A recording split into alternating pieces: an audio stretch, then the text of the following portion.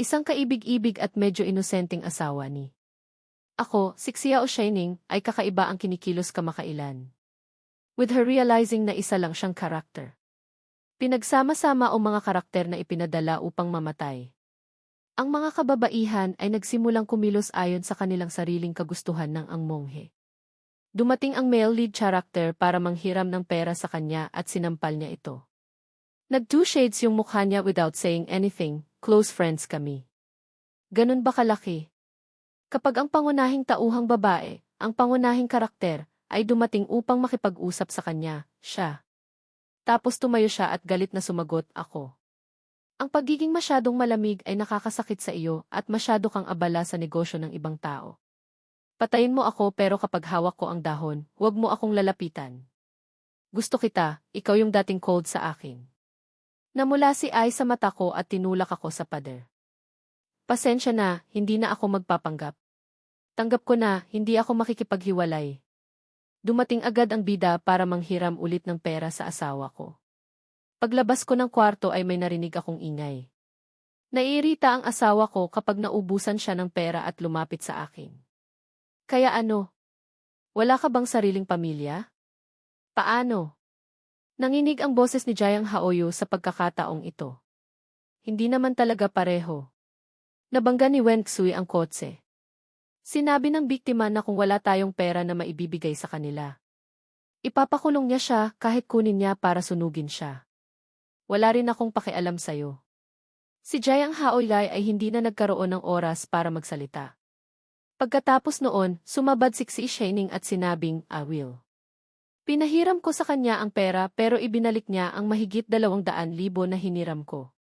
Pumunta ako dun last time kaya nauna ako. Narinig ko ang tono. Hindi ako makapaniwala sa narinig ni Jayang Hao, napakayaman niya. Susundan mo pa ako ng 200,000 lang. Wow, napakawalang hiya mo. Kung sinampal kita ng 2 beses, gagawin mo. Marahil ay hindi maglakas loob na lumaban, si Jayang Hao Ayu ay hindi makapagsalita. Maya-maya, narinig kong bumukas ang pinto. Pagtatapos sa tula, si Shining, hindi mo ba ako niloloko? Lalapit ka na naman at lokohin ako ng pera. Kalokohan talaga yan. Lumingon siya at nagtama ang tingin namin kay Xiaoshai. Napatingin tuloy sining sa babae kanina. Kasing bangis pa rin ang aso sa beton. Agad nang umiti ng matamis sa aking mahal sa aking pagsisikap.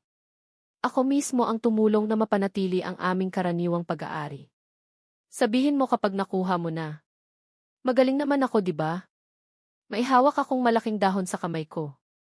Ang mga salitang dapat sana ay nabigkas sa dulo. Ang tagal kong nasabi na ikaw ang aking dila. Wow, kakapasok ko lang sa katawan ng asawa ko. Sa nobelang ito noong nakaraang buwan lang. Ang pinakakawawa sa kwento ay Siksik Sining. Si Cedar ay isang tapat na sumusuporta sa babaeng karakter na may palayaw. Siya ang nagbigay sa akin ng pera para sa nobelang ito. Isang romantikong kwento ng pag-ibig na nagpapagaling sa puso ng bayani. Si Jayang Haoyu ay isang taong mainit ang loob. Alagaan at mahalin ang pangunahing tauhang si Wen. Si Xuli ay isang masamang bata na hindi tinatrato ng maayos. Pag-aaral. Sa simula ng kwento, humihigit ng sigarilyo ang pangunahing tauhang babae sa dagat. At paggawa ng iba't ibang mga bagay na lihis habang ikaw ay isang monghe. Laging nandyan si Eki para suportahan at laging umiiyak para sa iyo ang bayani sa wakas.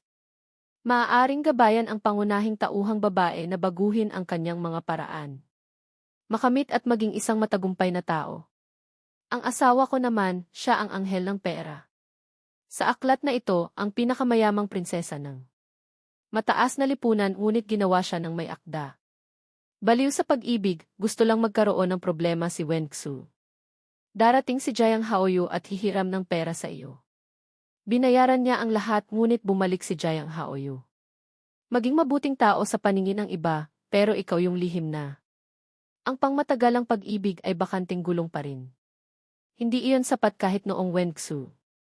Nang magsimula ng isang negosyo, si Jayang Haoyu ay isang taong nagpunta pa rin. Humihingi kay Xiao Xining ng angelic funds. Pagsisimula ng kapital kapag nagtagumpay si Wen Xu. Nagtagumpay siyang bumalik para pagalitan si Xi Shining sa pagkagusto sa kanya. Pinagkakaguluhan ang negosyo ng ibang tao sa dulo ng kwento ng kumpanya. Kinuha na ng pangunahing tauhang babae ang kumpanya ng Taikoon. Shihing. Nabangkarot, siksik-sining at malungkot na namatay. Habang ang bida at pangunahing tauhang babae ay nabubuhay ng magkasama. Masaya silang magkasama sa pagtatapos ng kanilang kwento. Mayroon din akong 3 kambal at asawa ako sa kontrata. Noong panahong iyon, noong si Jiang Hao ay isang Taikoon. Napansin ni Awi ang damdamin ni Xi Shihing. Sa kanya, umiyak siya at humingi ng tawad at sinabing may nararamdaman siya para kay siya. Si Suning ay katulad ng nakababatang kapatid na tunay niyang minamahal. Mayroon lamang Wenxueli. Nadurog ang puso ni Jiang Haowei at dumistan siya kay Xi Shai. Ning at ang aming tapat na ekstranggulong sa upang maging tagasunod ng bayani sa makatuwid hanapin. Ang kontrakwal na asawa ay ako para sila. Hindi na kailangang magpakasal, Jiang Hao. Naniwala din si Awi sa kanya at naisip na hindi si Xi Shining. Nagustuhan ko siya kaya bumalik ako para kontakin si Xiao Shai. Ning muli nang dumating ako dito sa tamang oras. Na malapit nang mag-expire ang kontrata ayon sa storyline. Orihinal na pagkatapos kong makuha ang pera at umalis ako. Hindi na naugnay sa kwento. Pumunta ako dahil supporting character lang ako sa maraming libro. Million words 3 pages lang ako lumabas pero hindi ko inaasahan na kapag ako ay nakikipaghiwalay. Parang nagising din si Xi Shining. Na-realize niya na isa lang siyang supporting character.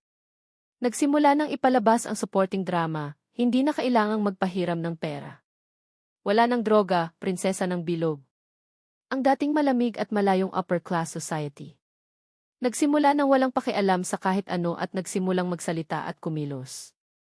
Nadurog ang puso ng bida isang gabi nang malapit na akong makatulog. Bumukas agad ang pinto ng kwarto. Hinawakan ito ni Xi Shining. Isang maliit na unan ang nakaawang nakatayo sa pintuan. Darling, hindi ako makatulog. Palagi kaming natutulog ni Xi Shining sa magkahiwalay na kama. Hindi ko na alam kung ano na naman ang nangyari kay Xi Shining. I tried to answer her, hindi ka ba makatulog? Siguro ginawa niya. Gusto mo bang lumabas at maglaro ng kaunti? Kinagat ni Xi Shining ang kanyang mga labi at sumagot, pero ayoko. Gusto kong tumakbo sa labas, gusto kong tumakbo sa loob. Ang sinabi mo sa akin ang mga salitang iyon ay halos huminto ako sa paghinga, ikaw ay hindi. Interesado sa gulat kong ekspresyon, hinawakan ko ang isang maliit na unan. Umakyat sa kama ko, seryoso. O dito ka matutulog? Inosenteng kumurap si Xi Shining. Hindi mo naman ako itataboy, di ba? Hindi ko dapat. Aalis ka na? Fake husband and wife lang kami. Tama ba yun? Pagkarinig sa sinabi ko, si Shihing. Kumuha ng isang maliit na pulang libro mula sa iyong pajama. Kaagad na ikinaway ito sa harapan ko, sino ba ang nagsabi sa akin ng tama? Lao, tapos humiga siya sa tabi ko. And close your eyes tightly, okay, tulog ako, tahimik ako. Pumunta habang iniisip ko kung ano ang ginawa ni Xiaoxi. Nagbago sining at naisip ko ang mukha ng tao. Yung babaeng yun kaninang umaga nung tumanggi siya no. Ibigay mo muna kay Jiang Hao ahim ang pera, hindi. Ayaw niya lang na makipaghiwalay ako sa kanya. Ayaw mo ba? Isa lang akong maliit na supporting character. Ang orihinal na may akda ay hindi nag-aksaya ng anumang tinta. Upang magsulat ng maraming detalye tungkol sa yung ugali ko kay Xixining pero nung pagdating ko dito, nakuha ko ang mga alaala ni Gu. Ang parehong ni Chen ay dumating upang iligtas ang parehong ni Chen. Xixining ay kaklase sa universidad. Si Gu Chen ay palaging may crush sa senior na ito. Noon siya nag-propose ng fake marriage kay Gui. Ang orihinal na Chen ay sumang-ayon din ng walang pag-aalinlangan. Noong panahong iyon, umaasa pa rin ang orihinal na Gui Chen. Magiging fake relationship nila. Totoo, ngunit sa sumunod na taon ang natanggap niya ay tratuhin ng walang katapusang lamig at ang kanyang asawa ay sumusunod sa bawat isa. Kahit ganito si Xi Shiling ngayon. Parang ginigising pero who knows na hindi ito totoo. Isang bagong paraan para makuha ang atensyon ng bida. Dahil ang utak ng isang ordinaryong romance novel writer ay hula. Mahirap para sa akin kaya sa tingin ko ay dapat akong makipaghiwalay. Sa lalong madaling panahon upang makalabas sa katawan. Lahat ng mahahalagang drama sa orihinal na kwento habang hindi pa rin ako nakakahanap ng pagkakataon para wakasan ang kontrata. Nakilala ko rin si Jayang Haoyu isang araw. Ang isa pagkatapos ng trabaho ay umuwi sa Jayang Hao. Nakaupo si Awi sa tapat ng pintuan ng bahay namin. Sa hagdan. Mukha kang pagod at malungkot kapag naririnig mo ang mga yapak. Mahina ring sinabi ni Jayang Haoyu, papasok na si Kuya Shining. Sa wakas ay bumalik siya at bago pa niya matapos ang pagsasalita. Pansinin na hindi ito ang taong naisip niya sa tono. Nagbago agad siya, bakit ikaw? Mabilis na nagbago ang ekspresyon, tulad ni Siksuning. Kaya minulat ko ang mga mata ko at umupo sa harap ng bahay ko. Nagtatanong pa kung bakit ako kung ikaw. Mayroon akong cerebellar atrophy at hindi ko mahanap ang aking tahanan. Tulungan mo ako, hindi mo ito bahay, ito ang bahay ko. Shihing. Tumayo siya na parang binugbog na hayop. Ano ang sinabi mo kay Kuya Shihing? Kaya pala hindi niya ako papahiram ng pera, Kuya Sihingha. May karapatan siyang sumama sa lahat ng paghihirap. Ano bang pinagkakaabalahan mo? Actually, nanatili lang ako sa bahay at walang ginawa, pero bumalik sa akin ang guilt. Simula bata pa lang ako. Sinisigawan ako ng ganito, alam mo na rin. Na mahirap kumita ng pera ang kanyang kapatid na si Suning.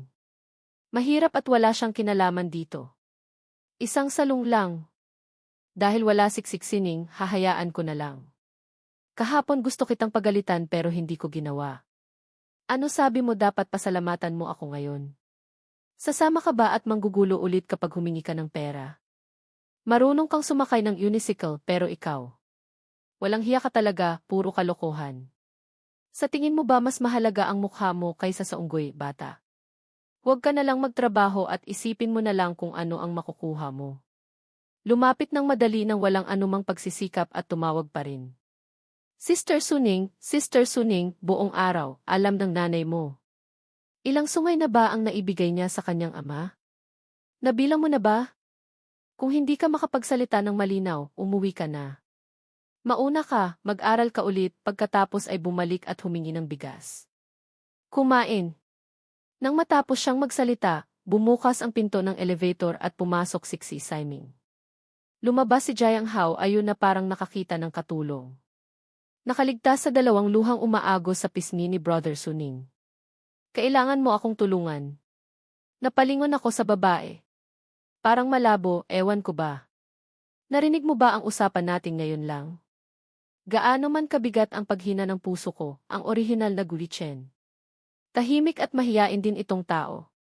Ang pangunahing dahilan kung bakit siya pinili ni Xi Shining. Pagiging asawa ayon sa senyales sa oras na iyon ay nag-aalala ako na. Masisira ang pagkatao ng karakter ko kaya kapag ako. Ngayong nandito na ako, maingat na ako sa aking mga salita at kilos. Ang paggawa ng sarili mong bagay ay natatakot na gawin ni Xi Shining. Pansinin ang pagkakaiba ngayon ay mukhang lahat. Halos tapos na ang lahat pero nanatili akong kalmado. Mabilis lang kasi ayoko din gamitin. Ano na ang mangyayari sa ganitong uri ng buhay? Di bale, pero hindi ko talaga inaasahan ang salitang iyon. Ang unang bagay na sinabi ni Xi Shining ay magkaroon ng marami. Sa tingin mo ba ako ay isang bao bonjin o ano? Pagod na sa pag-aayos ng kaganapan sa buong araw. Nakauwi ka na ba? Kailangan ko bang maging midleman ulit para sa iyo? Magbabayad ka ng bayad. Ilang oras ang binigay mo sa akin bago mo ako inutusan ng ganito? Isang malumanay na boses. Okay ka lang ba? Ang dapat na humihingi ng hustisya ay si Jayang Haoyu, ngunit nag-alala siya sa akin nang marinig niya iyon. Lalong naawa si Jayang Haoyu kay Brother Suning. Tama ako. Ano ang tinitingnan mo?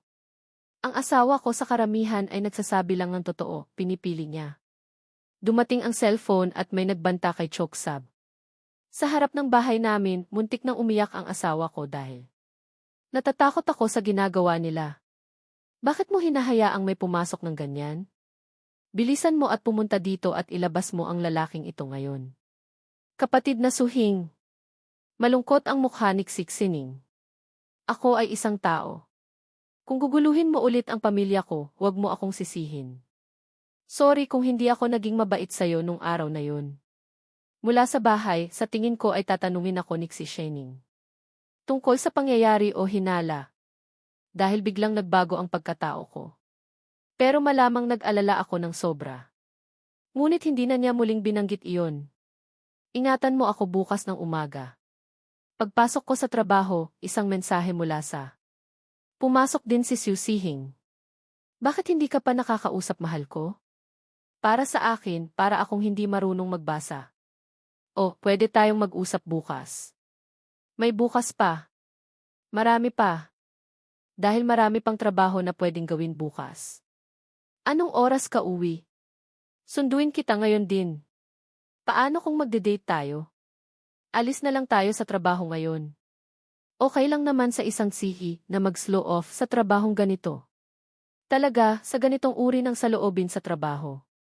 Siya Hing. Sa tingin ko ang pangunahing tauhang babae ay hindi kailangang magsikap ng husto. At maaari niyang mabangkarote ang kumpanya. Ako mismo, binaba ko yung phone ko sa table, hindi. Interesado sa kanya, ang orihinal na Gurichen ay isang tagapagsalita. Lingguhang magazine ng negosyo. Nag-aral din ako ng journalism noon. Sa universidad. Kaya medyo straightforward ito. Nang buksan ko ang aking computer para magsulat ng isang artikulo. Nakita kong pumasok ang managing editor. May huminto sa ginagawa nila kanina. Hayaan mong ipakilala kita sa bago nating intern. Nang marinig namin ang tunog, tumingin kami kay Jiang Hao. Si Yu, naalala ko lang si Jiang Hao. Si Eva bilang optimistikong munting araw. Si Di ay isang napakasipag sa simula ng nobela. Hindi raw matiis ni Shining na makita si Jiang Hao. Hindi napigilan ni Awi na maghanap ng mga koneksyon para tulungan siya.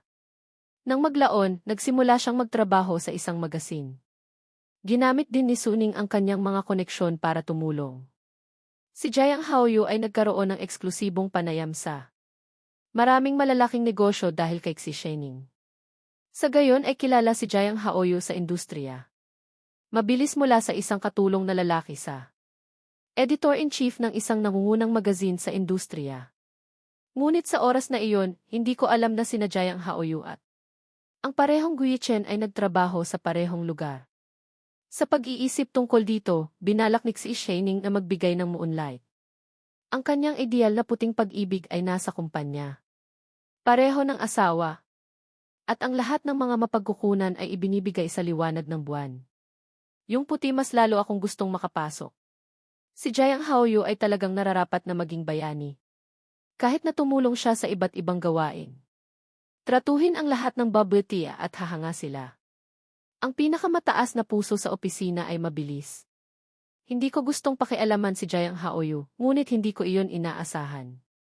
Akala ko may hawak siyang tasa ng bubble tea at naglalakad papunta sa mesa. Ang trabaho ko, Kuya Richen. Lumapit ako para humingi ng tawad sa kapatid ko. Hindi malakas o mahina ang boses niya. Sapat na para marinig ng buong opisina, may nag-aalalang tanong. I wonder kung magkakilala kayo dati. Hindi ko pa. Nang makasagot si Jiang Haoyu, tumango siya. Ang asawa ni Kuya Richen. Siya ang kapatid ko na kinalakihan ko. Kaibigan ko siya. Ang isa sa akin ay nagkasakit kamakailan at gusto ng aking kapatid na babae. Maaari mo ba akong pahiram ng pera para sa emergency na paggamit? Nang malaman ito ni Kuya Richen, nagalit siya at pinagalitan ako. Humingi siya ng tawad sa akin noong araw na iyon dahil masyado akong nagmamadali.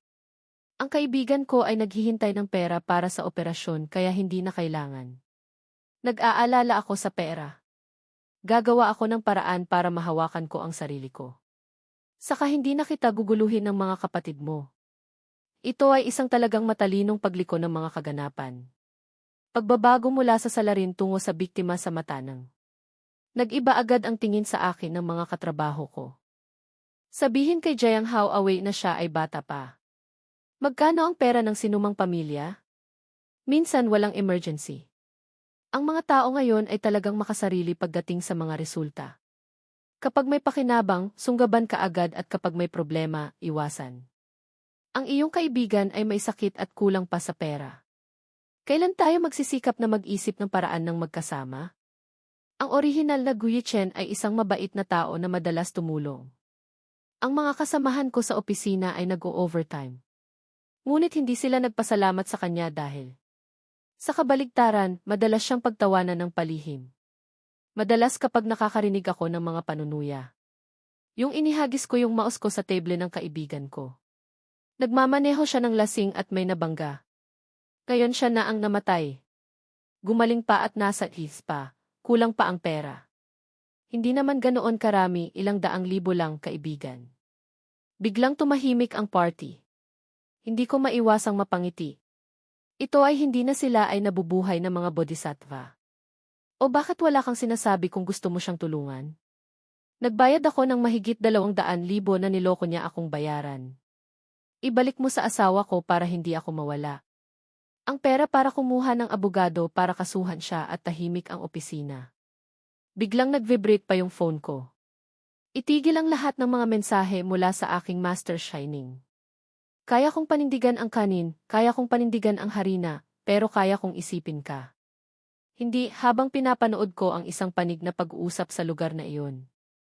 Sa wakas naiintindihan ko kung ano ang dakilang pag-ibig. Ano ang ibig sabihin ng walang tunog? Wala siyang pakialam. Ang puso ko. Okay lang, pupunuin ko ang kalungkutan ko. Mababaliwala naming dalawa ang matatamis niyang salita.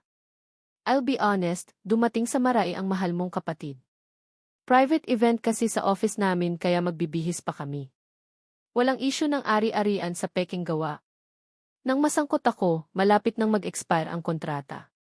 Kapag pumunta ka sa opisina ng pagpapatala at gumawa ng mga pagsasaayos. Ang usapin ng hindi pagpapaalam ay halos agad na nalutas ni Xu Shening. Sagot niya na sobrang abala at wala siyang oras para magtanong. Susunod, pag-uwi ko, susunduin kita. So wait for me, natigilan ako sa pagtingin sa 2 messages.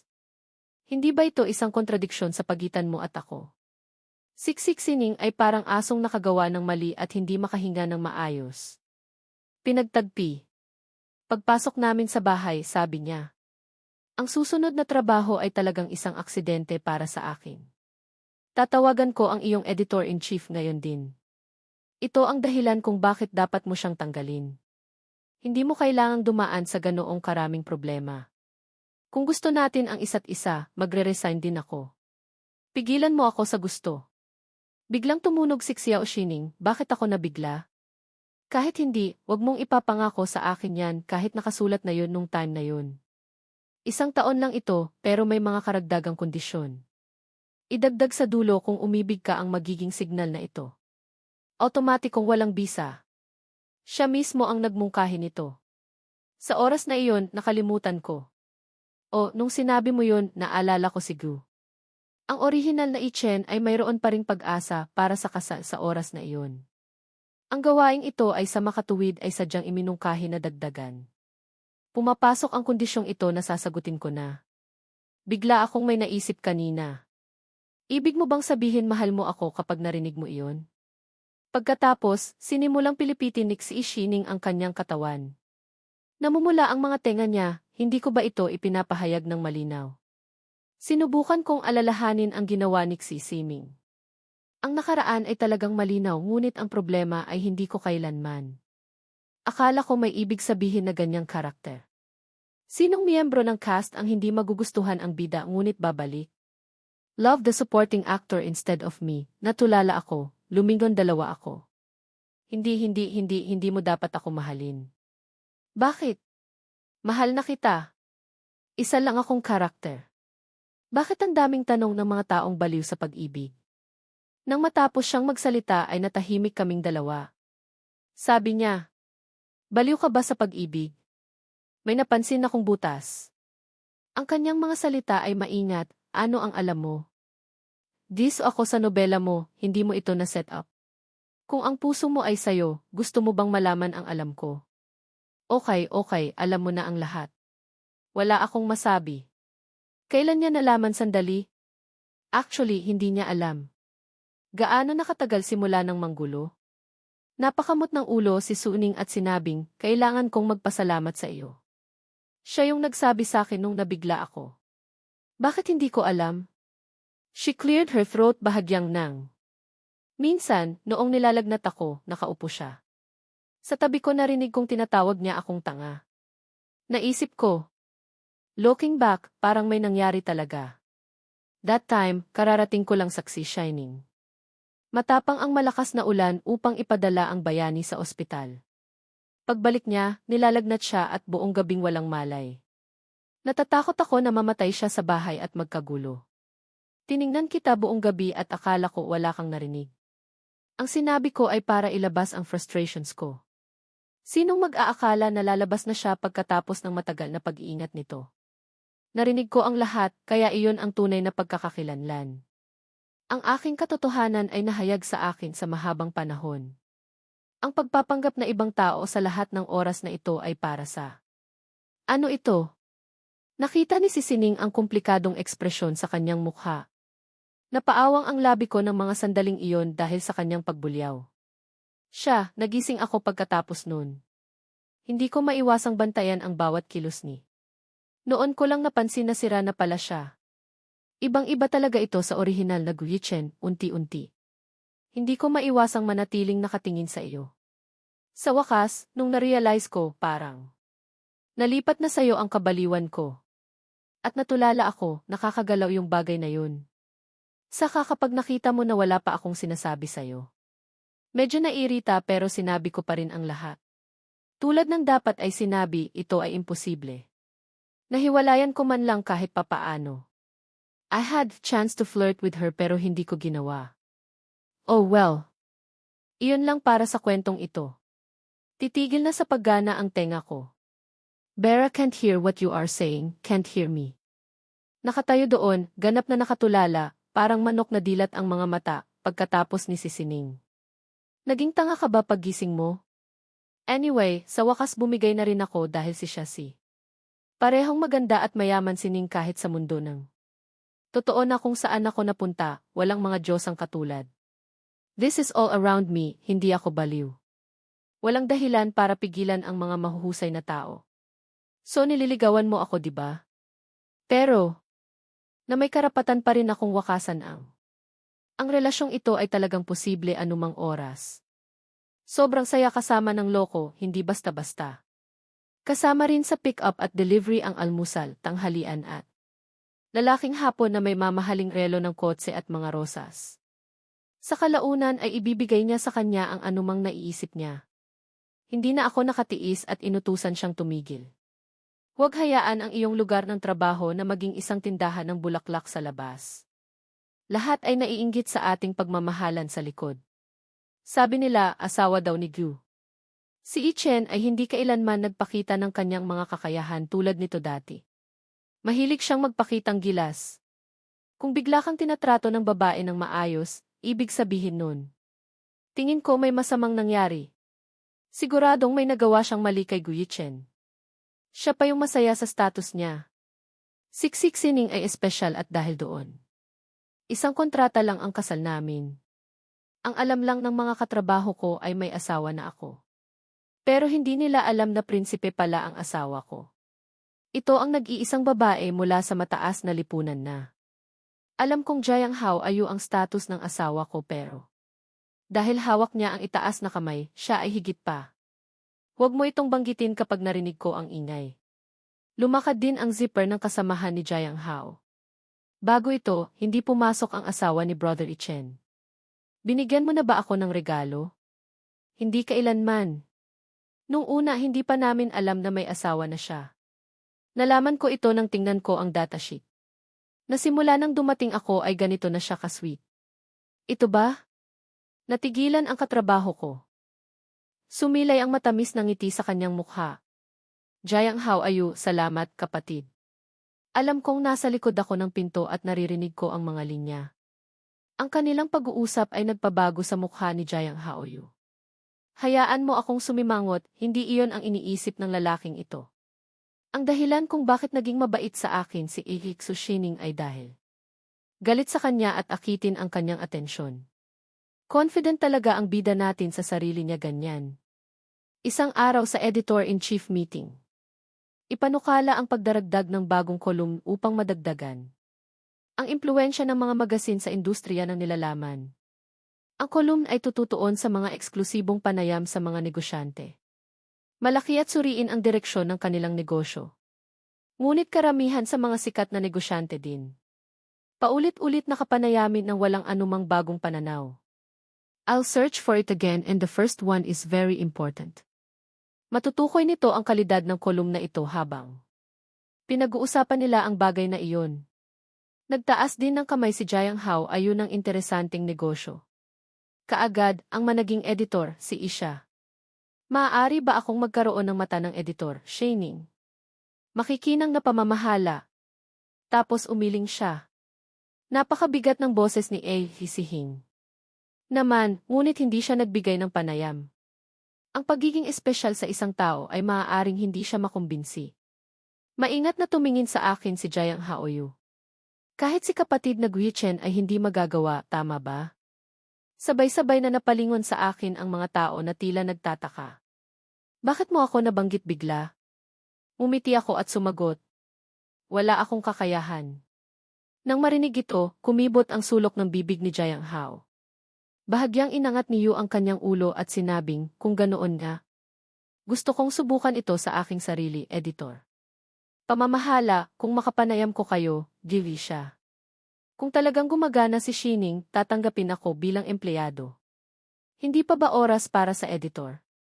Sasagutin ako ng manager at matatawa ako ng mahina at makakapag-interview. So nag-iimpact ka na? At paano kung hindi mo magawa? Dapat ba akong mag-resign sa aking katrabaho na mahilig magsismis tungkol sa akin? Palaging lihim na nagagalit sa ngalan ni Jiang Hao. Tigrichen, bakit napakalupit mo? Sabi ni Hao Awi, dapat may plano siya. Bakit kailangan mong i-demoralize ang mga intern? Tumalikod ako at ngumiti ng nakakaloko, nagbibiro lang. Bakit ang seryoso mo sa likod ko? Hinintay mo akong mag-aral ng husto dahil nakita mong seryoso ako. Nararamdaman mo na ba na ang iyong katrabaho ay nagagalit? Continue explaining pero sinara ko agad yung laptop ko. Kung sino ang makakaya, yun na. Depende ito sa kanilang kakayahan. Depende talaga sa pagkakataon ng bawat tao. Ang espesyal na panayam na ito ay hindi lamang mahalaga sa si Jiang Haoyu lang ang mahalaga sa akin. Kung tama ang pagkakaalala ko, ang bagong kolumna ito ay hindi lang isang turning point para sa magazine na ito lamang. Ngunit ito rin ay isang pagbabago sa karera ng pangunahing tauhang babae. Sa oras na iyon, sa orihinal na kwento, Jiang Hao. Si Yu ay kapareho na ngayon sa pulong na ito. Nagboluntaryo ang intern at dahil malapit siya sa kanya. Kasama si Xi Shining, kinapanayam niya si Xi Shai. Nagtagumpay si Ning, hindi lang iyon, si Xi Shining. Tulungan din siyang i-edit ang orihinal na artikulo ng balita ng mag-isa. Dahil din sa sikat ang balitang iyon sa agad-agad, hindi basta-basta na lang tinatanggap bilang permanenteng empleyado. Sa magazine, siya rin ang naging taong namamahala sa tao. In charge ng kolumna iyon pati magazine. Vicky dahil sa kolumna ito mamaya. Sa makatuwid, ito ay naging isang nangungunang magazine sa larangan ng ang pagsusuri sa negosyo ay nagpapatuloy sa mga programa sa telebisyon. Ibang serye ito. Siguradong magandang pagkakataon ito. Na ayaw kitang bitawan ng ganyan. Ngunit iba ito sa Jiang Hao Yuxi. Hindi si Suning ang aking unang pinili, tumanggi ako. Malinaw na mabilis ang takbo ni Jiang Haoyu. Pagkatapos ng pagpupulong noong araw na iyon, hapon na. Nakatanggap din si Suhing ng tawag mula kay Jiang Haoyu. At pagkatapos, niyakap ni Aizen Shining ang isang maliit na unan. Nagtatalo kami sa harap ng pintuan ko. We are legally husband and wife, bakit ikaw hindi? Papunta na ako sa kwarto. Pupunta ako sa registry office. Para humingi ng paliwanag. Napakagaling mo talagang pumunta sa registry office. This guy has been saying na hindi siya makatulog simula nung sinabi niya yun. Matulog at matulog sa aking kama ay isa at ito ay mapanira. Ang aming kasunduan na matulog ng hiwalay. Tapos pumasok na siya sa kwarto ko. Hindi ko tinanggap. Kung tama ang pagkakaalala ko, nasa proseso pa siya ng panliligaw sa akin. Hindi naman parang may conflict, sinasabi ko sa'yo. Ang aking puso ay bubuo ng aking damdamin para sa iyo araw-araw. Well, part yun ng panliligaw. Ako din hahalima, wag mong isipin na hindi ko ginawa. Natutuwa akong homonym iyon. Habang nagtatalo kami, tumunog ang phone. Nang makita ni Xi Shining ang pangalan ng tumatawag, nagring siya. Agad na kumunot ang noo ni Xi, hing sa kanyang ekspresyon. Alam ko na kung sino yun. Kunin ang telepono, mahal. Nangako ang kanyang minamahal na lalaki sa editor. Sinabi ko lang na interviewin kita para makuha kita. Sinabi ko sayong tanggalin mo siya, ngunit hindi mo ako papayagan. Ang paggawa nito sa aking sarili ngayon ay may maraming problema habang nagrereklamo siksik sining nang bigla siyang may naisip. Darating ka ba para sa isang espesyal na panayam? Isang espesyal na panayam? Ano? Kaya ipinaliwanag ko kung ano ang nangyari. Kaninang umaga, labis na hindi nasisiyahan si Xiao Shihing. Bakit mo nasabi na hindi ka gaanong talented? Ibibigay ko sa sekretarya ang selyo ngayon. Pumunta ka sa kumpanya ko bukas at gawin natin ito. Yun ba ang punto ng exclusive interview? Hindi na kailangan, nag-alinlangan ako sandali. Sasabihin ko na hindi ko sinasadyang ma-interview ka. Natahimik siksik sining, niyakap ang unan at lumabas. Tahimik ang kwarto. Nagalit si Xiao Shiling dahil sa dahilan. Para sa espesyal na panayam na ito, hindi siya first choice ko. Ang taong pinili ko ay nagngangalang Gu Yingxi. Matandang negosyante at isa sa mga pioneer ng negosyo. Mga unang araw, pagbili ng mga pagbabahagi at pagtulak para sa pag-unlad. Ang tunay na ekonomiya ngayon ay isang 70 taong gulang na tao. Mahirap kumbinsihin siya, ngunit kahit na ano. Kung para sa trabaho o personal na dahilan. Gusto ko ring makilala ang respetadong matanda. Iginagalang ko ang taong ito noong gabing iyon, si Xi Shining. Sa una ay magkahiwalay kami ng tulog kahit kinabukasan.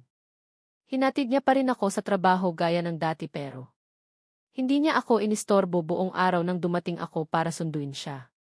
Pag-uwi ko, masungit pa rin ang mukha niya. Malinaw na gusto niyang makita ko siya. Malungkot na tumawa ako at sinundot ang balikat niya, hindi iyon. Hindi daw niya ako bibigyan ng special interview. Kung hindi ka mag-interview sa ibang tao, iba ka ba? Ang unang panayam ng kanyang asawa ay ibinigay. Siya lang, ayaw na niya. Oh, ngayon ang puso ko ay tuluyang nadurog. Kahit ang mga GTT code ay hindi mascan, anya. Anong nangyayari? At mayroon ka bang anumang mga detalye tungkol kay Lolo Gu? Ang impormasyon sa internet ay limitado upang ibigay. Pumayag si Lolo na lumabas. Kinailangan kong ihanda ang sarili ko. Dahil dito, nanlaki ang mga mata ni Xi Shining. Hindi niya ginawa. Pero hindi niya lang tinanggap ang interview ko. Gusto mo pa ba akong tulungan kang makipag-ugnayan sa ibang tao? Nagpakyut ako sa asawa ko sa 2 salita lang, Xiao Shihing. Minsang nagalit ay agad siyang kumalma. Walang ekspresyon ang mukha at diretsong tumingin sa harapan. Sige at sabihin mo ulit salita por salita, parang tenga kong asawa. Pula na naman ang mga gamit ni Xi Shining. Nagretiro na siya sa bilog. Sa negosyo, makakatulong lang ako sa pagtatanong. Yun lang. Tama na. Makalipas ang ilang araw, si Sisi. Binigyan din ako ni Ning ng kopya ng mga dokumento. Gusto ito ni Lolo. Ito ay pribado. Ito lang ang mahahanap ko ngayon. Mayroon akong mahalagang kayamanan, yakap-yakap ko ang dokumento ngayon. Habang naglalakad ako, hinila ako pabalik ni Xi Shihing at tinawag ako. Sa tingin ko may magandang balita ang asawa ko na sasabihin sa iyo. Son din. Asawa. Ngumiti ng malawak siksik sining kahit na hindi malinaw ang impormasyon. Kumpleto na pero nakahanap ng paraan ang asawa niya at nakuha niya ito. Isang ginintuang pagkakataon na maghapunan kasama si Lolo ngunit. Sa mga espesyal na okasyon hindi kita madadala sa akin. Padalhan siya ng ilang mga dokumento kung interesado siya. Ako mismo ang makikipag-ugnayan sa iyo na para bang binibigyan mo ako ng iyong tulong. Malaking tulong sa akin, tumibok ang puso ko. Hindi ko maiwasang gumawa ng lamat sa puso ko. Halikan siya, malalim ang mga mata ni Xi Shining. Kung gusto mo lang akong pasalamatan, hindi ito sapat. Minsan lang dumarating ang pagkakataon, ito ay itinakda bilang weekend. Pero hanggang noong nakaraang araw, nakahanap pa rin ako ng dahilan. Lolo, tatanggapin mo ba ang aking eksklusibong panayam? Mula sa aking karanasan, nagsimula akong magtrabaho sa industriya. Ito ay 3 taon lamang mula sa aking kakayahan. Nakagawa ba siya ng anumang natitirang trabaho sa nakaraan? Tinanggihan pa niya ang isang magazine. Bakit niya ginawa iyon? Papayagan mo ba ang isang magazine na tulad namin na makapanayam ka? Nang makita niya akong nasa kaguluhan, niyakap ako ni Xi Siming. Bale balikat ko, asawa mo na ang bahala. Bakit gusto mo akong interviewin? Isa akong magandang babae. Mas kaakit-akit pa sa lantang matanda na iyon. Naku, kung titingnan mo ang mga posisyon, hindi sila maikukumpara. Actually, nung gabing yun kinuha ko yung corrupt na dokumento. Binigyan ulit ako ni Shiming at pinag-aralan. Biglang may lumabas na pangalan. Ang aking mga mata ay ang iyong apo na si Gugu Sanki. Pangalan ng Panginoon. Bigla kong naramdaman na parang narinig ko na yun somewhere before.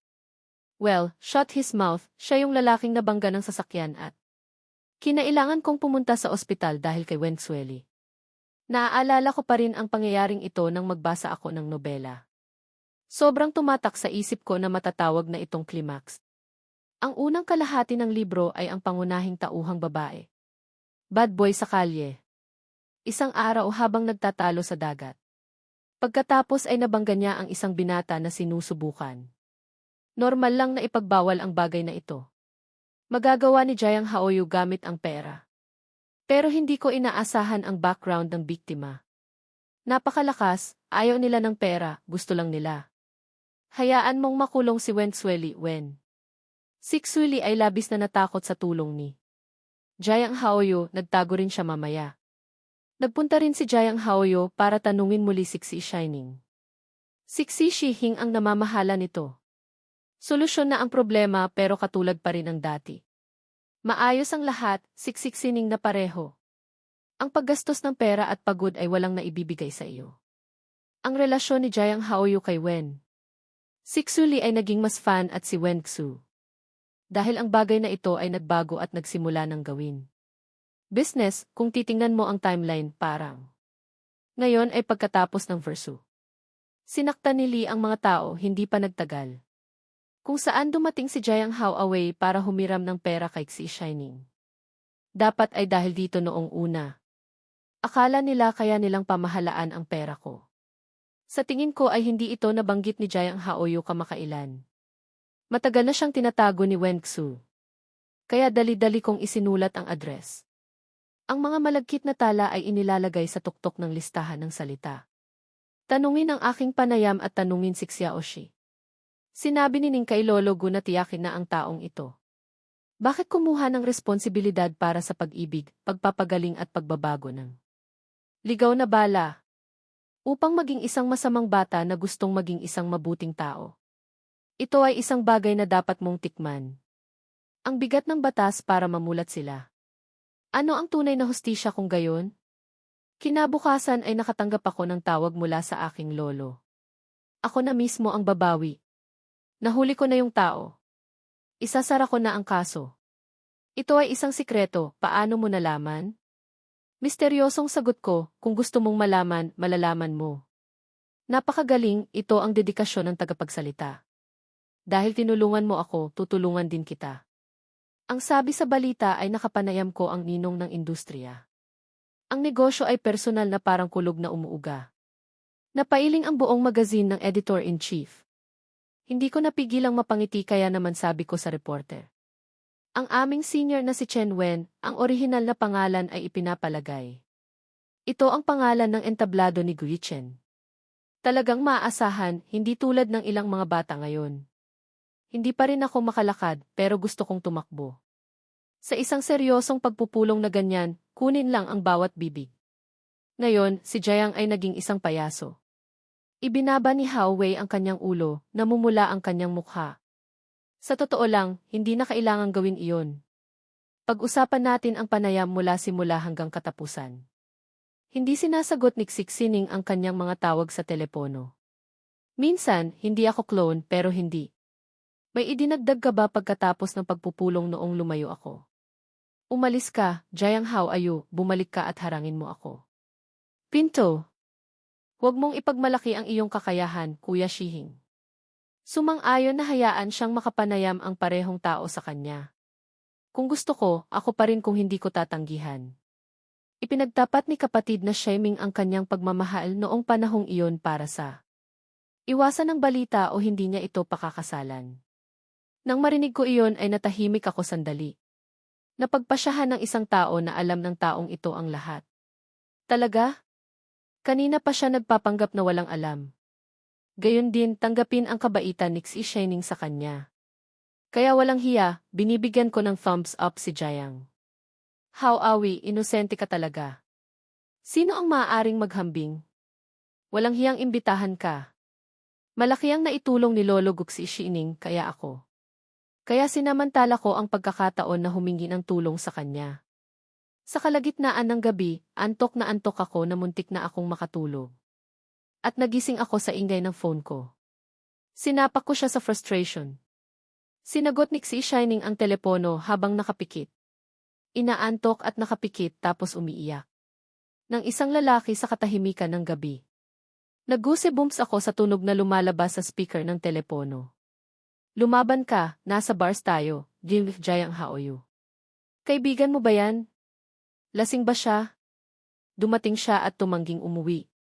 Umupo siya sa dito, kung gayon, paulit-ulit naming sinisigaw ang iyong pangalan. Magsasara na ang tindahan. Halika at ibalik mo siya. Isa pa, gusto kong marinig ang boses ni Jiang Haoyu. Sumisigaw sa loob, Kuya Suning, ayaw mo sa akin. So ayaw mo na talaga sa mata ng kapatid ko. Talaga? Parang nagpe-perform sa stage. Iritadong sagot ni Xi Shihing kung mawala siya. Tumawag sa isa-isa 0. Kung mamatay ka, tumawag ka. 120. Matutulog na ako. Nang matapos siyang magsalita ay ibinaba na niya ang telepono. Mabilis na yumakap sa akin at maghanda sa pagtulog sa akin. Poker, hindi ba talaga siya pupunta kapag may nangyari? Bahala na siya. Wala akong moral. Huwag mo akong takutin, sumimangot na naman si Xi Shining. Kahit wala siyang malay, marunong pa rin siyang magbigay sa mga tao. Tawagin mo akong baliw lang ako sa pag-ibig, hindi tanga ako. Anak ng padre de pamilya, Shining, matalino talaga ang ulo mo. Patuloy ka lang nagbibigay ng pera sa ibang tao, Wen. Sixwili ay hinatulan ng pagiging isang tao ni Lolo Gu. Sabihin mo sa sarili ko, 1 year and 2 months ayoko na. Naniniwala ako na ang nobelang ito ay masama. Nako, hindi lang sa boxing magaling ang dating bida, hindi rin magaling. May magandang bagay sa panahong ito, Jiang Hao. Mukhang nanlumo si Awi at nagkamali. Unti-unti, hindi maitatanggi na kapag wala. Siksik sining ang gininto ang daliri ng nangungunang makina. Sa kabutihang palad para sa kanya, si Jiang Haoyu ay naging isang tao. It's so ordinary kahit optimistic ang personality. Kahit gaano ako magtrabaho, hindi ko makita ang mundo sa positibong liwanag. Pareho sa una na may sigasig. Nakapanayam din siya ng mga nangungunang negosyante. Pero ang iba sa kanila ay baguhan pa rin talaga at wala pa. Ang mga eksperto ay laging handang magpayo. Walang ginawa ang manyesip version na sinulat niya. Ano ang kawili-wili tungkol dito sa kabilang banda pagkatapos ko? Kinapanayam ko si Lolo Gu dahil sa kakaibang nilalaman. Bago at matalas, interesado ako sa lahat. Dahil si Grandpa Gu ay isang tatak ng imbitasyon sa pakikipanayam. Espesyal sa susunod na oras. Ang pagpunta ay naging napakadali ngayon kung gusto ni Xiuhing nakapanayamin ko siya, gagawin niya. Kailangan mo ring pumila para dito. Sinabi ni Xiuhing na maaari siyang sumali sa pila para makapanayam siya. Okay lang pero para sa'yo hindi ako. Tahimik ako. Makalipas ang ilang buwan, nagbitiw si Jiang Haoyu. Umalis siya nang may interview ako at umalis. Dumaan sa kanyang opisina at ito ay maayos na naka-impact. Nakita ko ang mahaba niyang mukha nang umiti. Kakaibang dumating si Brother Ichen. Pagkatapos ay makikita natin kung gaano ito kahiwaga kapag bumalik ako. Sa aking desk, napansin ko na ang aking mouse. Naantig ako dahil naisip ko na baka napansin ng katrabaho ko. Aksidenteng nakuha ko kaya hindi ko nasuot. Isang hindi inaasahang bagay ang marinig, makalipas ang 2 araw ay may balita tungkol dito. May mga alingaw tungkol sa isang bagong mayamang tao sa mataas na lipunan. Na kapag ikinasal, ang asawa ay inakusahan ng isang adik sa droga.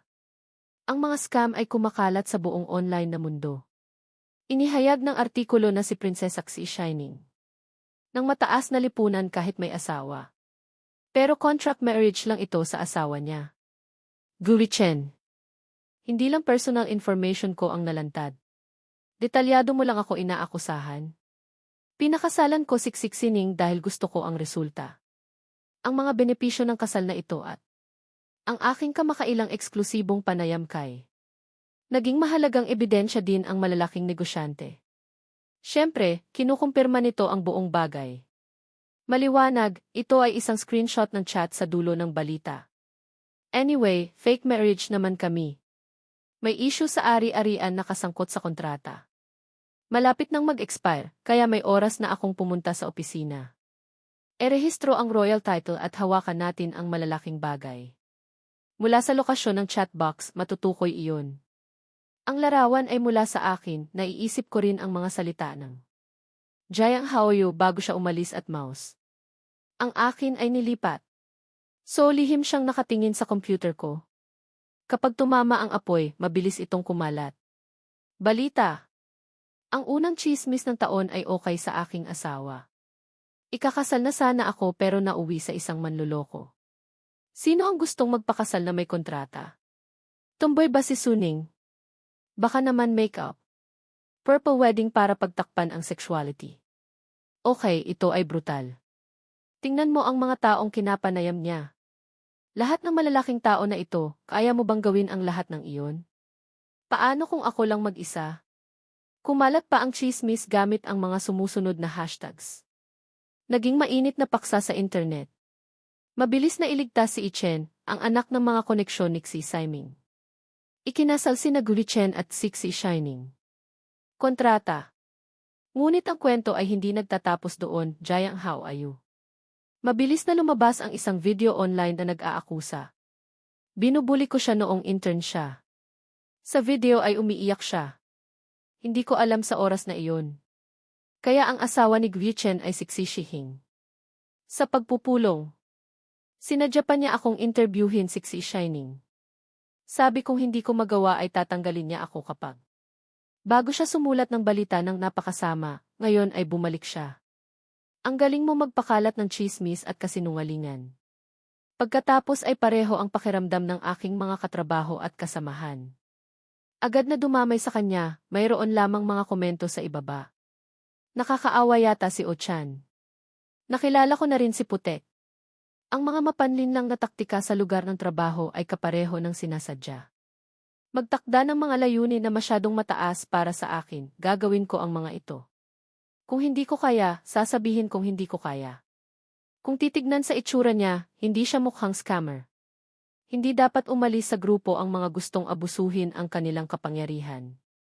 Walang hiya talaga ang media at naglakas loob pa ring magsalita. Ang Gui Chen na ito ay isang bata lamang ng bilog. Fake na ba ang balita ngayon? Dapat imbestigahan ng mga naugnay na partido ang bagay na ito. Lumala ang sitwasyon at napilitan ako. Maging ang mga stock ng Xia Shining Company ay matagal nang nasuspinde. Naapektuhan din ng sumpa ni Xi Shining. Halika sa galit tatawag ako at utusan kang tanggalin ang kanilang mga post. Iyon na nga lang at magpapadala ako ng demand letter. Ang utang ay dahil kay Jiang Haoyu, siya ang uri ng tao. Saan ba talaga? Kung mamatay man ito, hindi namin gusto ang isa't isa. Naniniwala ka ba sa akin? Parami ng parami ang nakikita kong komento. Huwag ka nang gumawa ng kahit ano, hayaan itong maging isang malaking bagay. Habang tumatagal, mas malaki ang epekto ng paghihiganti. Ito ay magiging mas kasiya siya pagkatapos ng ilang araw, hindi ba? Pumunta ako sa kumpanya para tanungin ang TV footage. Si Jiang Haoyu ay isang intern, maaaring hindi. Alam kong ang aming gawain sa balita ay medyo espesyal na impormasyon. Maraming bagay ang sikreto para protektahan. Bawal makapasok ang mga outsiders, hindi lang tayo may card. Entry and exit lang, may mga GCS camera pa kapag sarado. Sa araw na siya ay nagbitiw, ang kanyang kahina-hinalang pag-ugali. Ni-record siya sa harap ng computer ko. Ang lahat ay malinaw na hindi lamang na ako din. Panatilihin ang ebidensya ng paglilipat ng pera mula kay Xia Shihing. Siya sa nakaraan ay nagpadala ng isang mensahe ng paghingi ng tawad, humihingi ng pagkakasundo at maging. Hanggang umamin ng pag-ibig, magulo daw siya. Sinabi ni Suning na ikinalulungkot niya at gusto niyang tanggapin ang kaayusan. Kinuha ko ang mga screenshot ng lahat ng impormasyon niya. Itinatago sa ika-3 araw ng paglabas ng balita. Inipon ko na lahat ng ebidensya at na-upload ko na. Napunta ito sa buong internet na may caption na, "Inilalaan ko ang karapatang gumawa ng legal na aksyon laban sa iyo." Jayang sa mga kaso ng invasion of privacy at paninirang puri. Walang batayan na kapabayaan at hindi pagbabayad ng mga utang. Iba pang usapin ni Xi Shaining na nagtiis ng maraming araw. I-repost mo lang agad ang post na yan, maganda ang relasyon natin. Karamihan sa mga kasal sa ilalim ng kontrata sa oras na iyon ay isang pangako. Pangako ko sa asawa ko. At para protektahan siya, gusto ko. Sabihin mo sa kanya na may karapatan siyang mahalin ako at mahalin ako. Malaya ding umalis pero kahit anong gawin niya. Kahit anong mangyari, hihintayin ko siya dito. Dito nais kong ilakip ang isang screenshot ng aming pag-uusap. Sa araw na iyon, ako ang taong pinakamamahal sa kanya. He is the prince forever, I never expected that. Nang hiram ng pera si Lolo na bihirang gamitin. Internet at pagkatapos ay lumikha ng isang bagong account sa araw. Ganon din sa repost ko lalo na ako. Hindi ko alam ang relasyon niya sa iyo, Dimil siya. Iyon ang nag-udyok sa akin na tanggapin ang imbitasyon. Ang pangalan ng reporter ay ipinapalagay na isang pseudonym. Ang ginagamit ng bida ay ang kanyang sense of justice. Ang pagsisiwalat ng katotohanan ay isang pangunahing tungkulin ng isang aktivista. Sabi ko, pagkatapos naming mag-usap, nalaman ko na ang Sedsui ay may matalas na pananaw at ideya. Natatangi at ang aking sariling pananaw sa direksyon. Ang paraan ng hinaharap na merkado ay napakasaya kung mayroon. Pakikipag-usap sa kanya sa parehong oras natutuwa ako na ang mga tao. Mga kabataan ngayon. Mas maalalahanin kaysa sa henerasyon natin noong si lolo ko. Maraming maimpluwensyang tao ang lumabas at hindi tumanggi. Susunod at unti-unting i-repost para suportahan ako ng break. I clear up ang chismis na nakuha ko ang posisyon dahil biglang nagbago ang direksyon ng hangin. O anak, ito ang internalihim na nagkagusto sa asawa ng iba. Walang hiya talaga. Kung hindi mo kayang manligaw sa isang babae, maglabas ka ng balita para sirain ang relasyon. Wala akong ibang tanong tungkol sa relasyon ng ibang tao. Kailan babayaran ng lalaking ito ang kanyang utang na mahigit 200,000? Parang professional scammer, huhuhu, ako lang. Ako lang ba ang heartbroken? Ang asawa ko ang sumunod sa akin. Ikaw ba ay pursigido sa panliligaw at pambobola ng mga tao? Sa huli, nasira ang reputasyon ni Jiang Haowei. Ang mga balita sa kalamidad ay dapat na nakabatay sa katotohanan. Laging totoo dahil sa magulong bagay na ito, Jiang Hao. Imposibleng bumalik si Yu sa industriya. Siguradong hindi na stalker ang media. Ang mga bagay ni Xi Shaining ay gumuho din noong araw na iyon. Bumalik ako sa trabaho kasama ang isang katrabaho ko na dati kong natsitsismisan. Lumapit sa akin ang mga nagsitsismisan na niloloko ako ng asawa ko. Oh, Yuchen, ang tahimik mo kanina. Wala kaming ideya na ang kanyang asawa ay si Xi Shihing. Idol ko si Xi Xining noong bata pa ako. Noong pumasok ako sa industriyang ito, lagi kong pinapangarap. Kailangan kitang interviewin. Inggit talaga ako sa'yo. Hindi na kailangan. Nagsiselos ako. Napangiti ako ng bahagya. Hindi nagsiselos ang asawa ko. Ito ay kasing ganda ng iniisip mo. Mahilig ka lang magpakitang gilas. Kung minsan ay pumupunta siya at tinatrato ako ng maayos kaya kailangan kong. Laging iniisip kung ano ang mali niya. Ako ba ito? Ngayon hindi ko na pinangarap na maging masaya ng madali. Tapos tumahimik lahat ng kasamahan ko. Tapos ako. Sa pagdemanda kay Jayang Haoyu, naglabas talaga ng utos ang korte. Binayaran niya ang utang niya sa akin at ako ay napinsala. Mula sa paninirang puri pagkatapos noon ay hindi ko na. Hindi ko na nakita si Jayang Haoyu. Pagkalipas ng 2 taon ako at ikinasal din si Xu Sihing sa isang seremonya ng kasal. Lasing na lasing ang babae kaya pag-uwi niya ay niyakap niya ito. Tapos nagraramboy pa ako, I like you. Sa mahabang panahon parang putok ng baril ang bibig mo. Nakikinig dito, narinig kong pinagalitan mo si Jayang Haoyu. Gusto kong ilagay ang iyong bibig sa isang frame at sindihan ito. Hindi kailangan ng 3 insenso araw-araw. Tapos makalipas ang ilang araw nang pumunta ako sa palengke para. Habang namimili, nakasalubong ko si Jayang Haoyu. Magkahawak kamay sa 3 matabang bata na nakamshirt. Wala man lang bakas ng original hero, ang cute nitong 3 bata. Siya ay halos isang taong gulang at napakaingay at pilyo.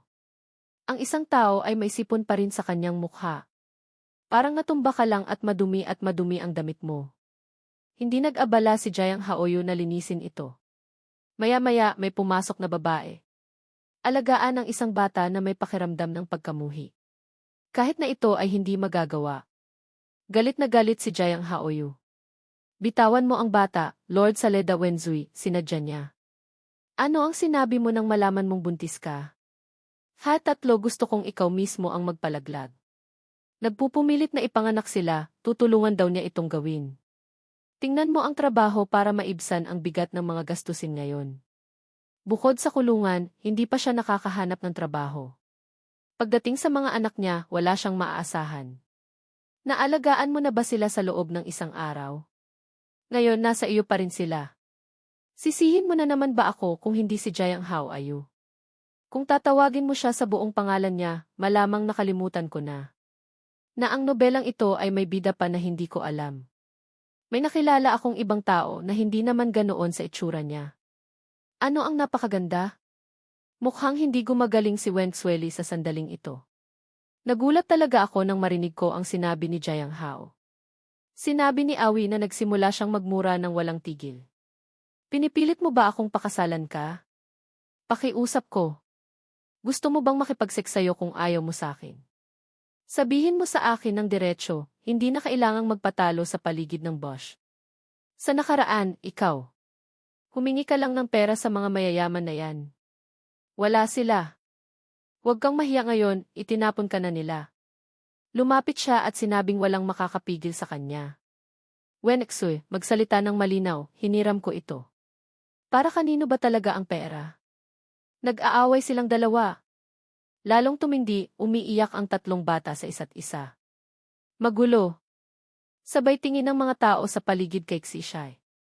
Lumapit si Ning na may hawak pang isda. Ano ang tinitingnan mo? Wala naman. Si Sisihing ay hindi. Ingatan mo at hawakan mo ang kamay ko ngayong gabi para gumawa ng nilagang isda na may sili. Hayaan mo akong kumain. Tinuruan ako ng head chef. Ngayon ay gagawin ko.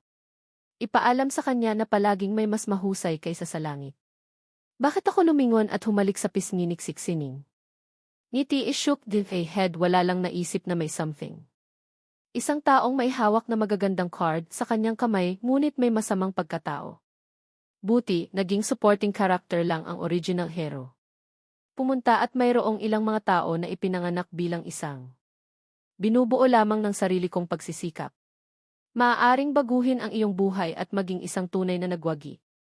Okay lang, pinisil ni Sining ang kamay ko at sinabing. Natigilan ng prinsipe ko.